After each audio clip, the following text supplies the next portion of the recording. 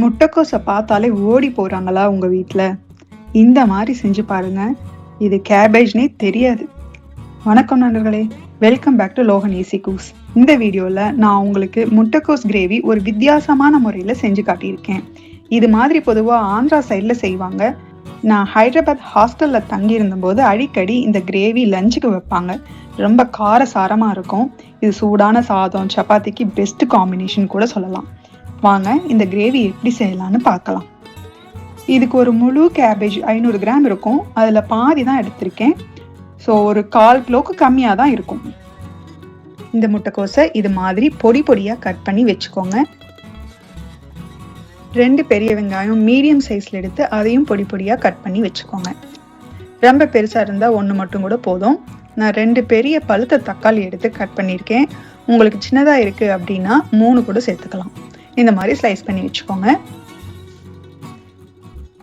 நான் இந்த ரெசிபியை குக்கரில் செஞ்சு காமிச்சிருக்கேன். நீங்கள் அதுக்கு பதிலாக ஒரு பேனில் கூட நீங்கள் செஞ்சிடலாம். குக்கரில் 3 ஸ்பூன் எண்ணெய் சூடு பண்ணி 1/2 ஸ்பூன் அளவுக்கு தாளிக்கிறதுக்கு தேவையான அளவுக்கு கடுகு, உளுந்தம்பருப்பு, பச்சைக்கடலைப்பருப்பு போட்டு கடுகு பொரிஞ்சு வந்ததும் நம்ம 2 மீடியம் சைஸில் கட் பண்ணி வச்சிருக்கிற வெங்காயத்தை சேர்த்து வதக்குவோம். அது கூட ஒரு 1/2 ஸ்பூன் அளவுக்கு சீரகம், ஒரு பச்சை மிளகாய் ஃப்ளேவருக்கு நான் சேர்த்துருக்கேன். உங்களுக்கு காரம் அதிகம் வேணும்னா இன்னும் 2 கூட போட்டு சேர்த்துக்கலாம். இப்போ இந்த வெங்காயத்துக்கு கூடவே ஒரு 1/4 ஸ்பூனுக்கு கம்மியாக உப்பு போட்டிருக்கேன். கறிவேப்பிலை சேர்த்து நல்லா வெங்காயம் பொன்னிறமாக ஆகிற வரைக்கும் வதக்கிக்கோங்க. வதக்குனதுக்கு அப்புறம் இஞ்சி பூண்டு பேஸ்ட் சேர்த்து பச்சை வாசனை போகிற வரைக்கும் 1 நிமிஷம் நல்லா வதக்கி விடுங்க. இது நல்லா வதக்குனதுக்கு அப்புறம் நறுக்கி வச்சிருக்கிற முட்டைக்கோஸை சேர்த்துருவோம். அடுப்பை நல்லா மீடியம் டு ஹை ஃப்ளேமில் வச்சுக்கோங்க. இதை அப்படியே 3 to 4 நிமிஷம் நல்லா வதக்கி விடுங்க. இந்த எண்ணெயில் முட்டைக்கோஸ் வேகும்போது நமக்கு அதோட பச்சை வாசம் போயிடும். நல்லா பச்சை வாசனை போகிற வரைக்கும் காயை வதக்கி விடுங்க. ஒரு 2 to 3 நிமிஷம் ஆகும். இந்த மாதிரி நல்லா வதக்கி விட்டதுக்கு அப்புறம் இதுக்கு தேவையான மசாலா பொடியை சேர்த்துடலாம். இதில் நான் தனி மிளகாய் பொடி, அதாவது வரமிளகாய் பொடி 1 ஸ்பூன் போட்டிருக்கேன். உங்களுக்கு காரம் அதிகம் வேணுங்கிற பட்சத்தில் நீங்கள் இன்னொரு 1/2 ஸ்பூன் இல்லை 1 ஸ்பூன் சேர்த்துக்கலாம். இதில் இப்போ ஒரு 1/2 ஸ்பூன் அளவுக்கு கொத்தமல்லி பொடி, 1/4 ஸ்பூனுக்கு கம்மியாக சீரகப்பொடி, 1/2 ஸ்பூனுக்கு கம்மியாக கரம் மசாலா. உங்களுக்கு கொஞ்சம் ஸ்பைசஸ் அதிகமாக தேவைப்படும் அப்படின்னா கரம் மசாலா கூட கொஞ்சம் சேர்த்துக்கலாம். இது எல்லாத்தையும் சேர்த்து நல்லா மிக்ஸ் பண்ணி விடுங்க. 1 நிமிஷம் நல்லா இந்த மசாலா மிக்ஸ் பண்ணி இந்த மாதிரி தெரியும். இப்போ இதில் 2 தக்காளி நம்ம பொடி பொடியாக நறுக்கி வச்சுருந்தோம், அதையும் சேர்த்துடுவோம். நல்லா பழுத்த தக்காளியாக இருந்துச்சு அப்படின்னா நல்லா தண்ணி அதிலிருந்தே விட்டு வரும். இப்போ நம்ம முன்னாடியே வெங்காயம் வேகும்போது 1/4 ஸ்பூன் உப்பு போட்டிருந்தோம். அதனால் உப்பு தேவைக்கேற்ப சேர்த்துக்கோங்க. தக்காளி நல்லா வேகும்போது நமக்கு அதுலேயே கொஞ்சம் தண்ணி வரும். அதனால் 1/2 டம்ளர் அளவுக்கு மட்டும் நம்ம டீ டம்ளரில் ஒரு 1/2 டம்ளர் அளவுக்கு தண்ணி சேர்த்து இப்போ குக்கர் மூடி போட்டு 2 விசில் விட்டு எடுத்துக்கலாம்.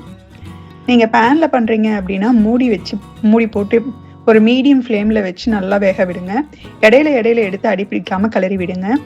நான் இப்போ அதனால தான் குக்கரில் வச்சுருக்கேன். அது கொஞ்சம் ஈஸியாக இருக்கும், குயிக்காகவும் ஆகிடும். உங்களோட விருப்பம் தான், எப்படி வேணாலும் பண்ணிக்கலாம். இப்போ குக்கர் விசில் வந்துருச்சு. கேஸ் அடங்கினதுக்கு அப்புறம் நம்ம எடுத்து பார்த்துருவோம். தக்காளியில இருந்து தண்ணி வெளியே வந்திருக்கு. இப்போ இதை மறுபடியும் தண்ணி சுண்டுற அளவுக்கு நல்லா 2-3 நிமிஷத்துக்கு வதக்கி விடலாம். கொஞ்சம் தண்ணி குறைஞ்சி எண்ணெய் பிரிஞ்சு வந்த மாதிரி தெரியும். நல்லா கிரேவிலேருந்து எண்ணெய் பிரிஞ்சு வந்திருக்கும். அந்த பதத்துக்கு வரும் பொழுது நமக்கு ரெடி ஆயிடுச்சுன்னு அர்த்தம். பாருங்கள், இந்த மாதிரி நல்லா கிரேவி பார்க்கவே சூப்பராக வரும். இப்படி வரும் பொழுது நம்ம கொத்தமல்லி தழை கொஞ்சம் பொடி பொடியாக நறுக்கி தூவி இறக்கிடலாம். அவ்வளோதான். இது சூடான சாதம், தோசை, சப்பாத்திக்கு ரொம்ப பெஸ்ட் காம்பினேஷனாக இருக்கும். நீங்களும் ட்ரை பண்ணி பாருங்கள்.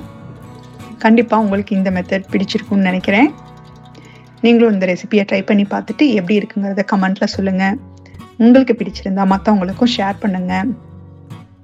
இந்த மாதிரி வித்தியாசமான ரெசிபிஸ் தெரிஞ்சுக்க நம்ம லோகன் ஈஸி குக்ஸ் சேனலை சப்ஸ்கிரைப் பண்ணுங்கள். அப்படியே நோட்டிஃபிகேஷன் பட்டனை அழுத்தி வச்சுக்கோங்க. நல்லா சாப்பிடுங்க, உடம்புக்கு நல்லதையே சாப்பிடுங்க. மீண்டும் ஒரு வித்தியாசமான ரெசிபியில் சந்திப்போம்.